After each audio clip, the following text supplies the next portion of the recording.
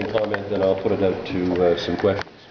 First of all, I'd just like to say that after this press conference today, and your opportunity to ask the questions that you want to ask, that this matter, as far as City Hall is concerned and the police force, will be waiting until the report from the RCMP into this investigation has concluded. So I'm very happy to take your questions right now. Go ahead. Well, my question is, we've had several calls and comments that there's been an ongoing issue between city police and the military. Well, absolutely. And I want to know what you have to say about that. Absolutely not the case. We have a good relationship between Canadian Forces Base Gagetown and the City of Fredericton, including our police force. Mr. Bejan this morning on CBC radio during an interview with Terry Sege did say that he was not a soldier during this incident. He was a civilian. I don't really think that the police force are out differentiating between whether somebody is a soldier or a civilian. That wasn't the case here. There are lots of soldiers that come into this city, and every once in a while I would expect sometimes soldiers get themselves into a problem as well. So no, the police chief addressed this, and I am here to reiterate what he said, that there is absolutely no problem between the base and between the city. Has City Hall been getting calls on this, Mr. Mayor? I have been out at meetings most of the morning. I'm led to believe that there are some calls down there waiting for me, so I wanted to deal first with the media and then respond to the calls that have come into City Hall, so I haven't done that yet.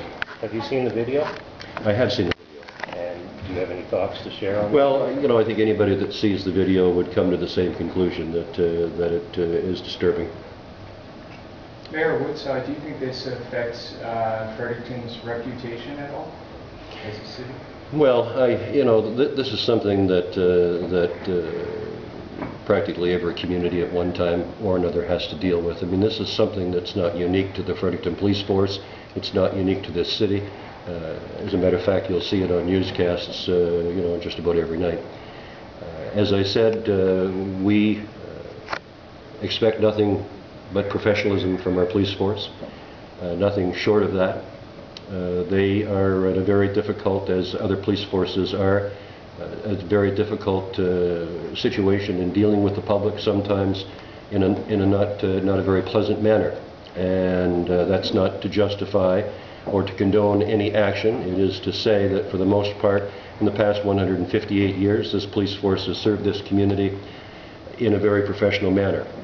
When the occasion arises that a complaint is passed along, then it is incumbent on us to ensure that that complaint is dealt with in a fair and equitable manner and in a transparent manner. That is the case today. I feel very confident that the RCMP will give this their full attention, and I'm looking forward to a resolution in this matter, and we'll be prepared to make a public statement at that time at the conclusion of the investigation. How do you see this affecting the relationship, though, between the city and the base, both this allegation, this complaint and the other allegations that have been made against the police force by other soldiers? Well, there's two that I'm aware of, and one that you're referring to, as I stated this morning, came by way of an anonymous letter. And the only thing that I'm aware of in that particular case is the complaint is being laid not by the person who sent the anonymous letter, but actually by the police force themselves. So there isn't, or there hasn't been over the years, a case where soldiers have been involved with police. This, I would expect, is an isolated incident. They were called to the club, and it seems that it was a case of mistaken identity. They responded to the club, to that call, did not respond that there was a soldier that was causing a problem, and that's where this all began. So I think we're really taking it out of context and trying to create something that isn't there when we say that there's a problem between the base and the city. I talked to the chief a number of times. He has talked to the base commander, and I can assure you that's just not the case.